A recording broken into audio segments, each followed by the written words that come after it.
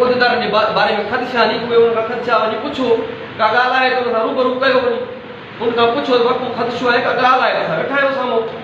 जंहिंजे करे उस्ताद सां राब्ते में रहो राब्तो ई तव्हांजी बहितरीन कामयाबी जो तरीक़ो आहे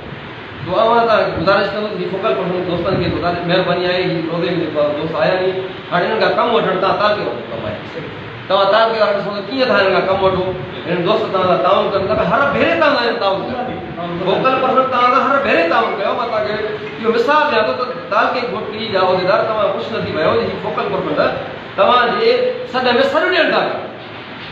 पर हू दोस्त जेको तव्हांजी ख़िदमत करणु चाहिनि था उहा ख़िदमत तव्हां वठो हुननि खां महिरबानी करे इन धरणे में घटि में घटि बि तालको घोटी असांखे 500 उस्ताद ॾे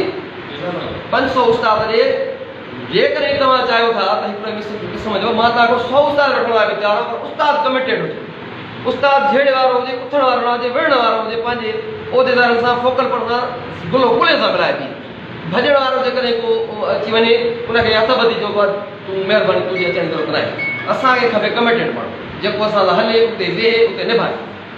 इनजे करे मां गुज़ारिश कंदुसि तालके घोटी ख़ासि करे त महिरबानी करे इन एक्टिविटी में थोरो अॻु भरा थो इहा तव्हांजी इज़त न आहे इहा उस्तादनि जी इज़त आहे पेटियल जी इज़त आहे उस्तादनि जी माशी बहिरान जेको हल करण जो मसइलो आहे हिन में सभई मसइला था अची वञनि पिया हिन में उस्तादनि जी कमिटमेंट जो मसइलो थो अची वञे एलपीआर जो मसइलो थो अची वञे ॿिया कमकार जेके ट्रेज़री जेको आहे असांजी चशमपोशी जे करे हुन ट्रेज़री वारा इहे दादागिरी कनि था त उन्हनि कहिड़ी ताक़त आहे जेकॾहिं उहिदेदार जे करे चशमपोशी न करणु ऐं ट्रेज़री वारा जेको उस्ताद खे माननि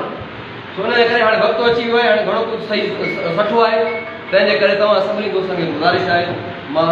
अर्ज़ु रखंदुसि त उस्तादनि खे मोटिवेट उस्तादनि खे बेदिलियो न आणियो उस्ताद बेदिलियो कंहिं बि धरणे में कंहिं बि तारीख़ में न अचे उस्ताद अचे त दिलि सां अचे तहरीक हाणे तहरीक में दिलि सां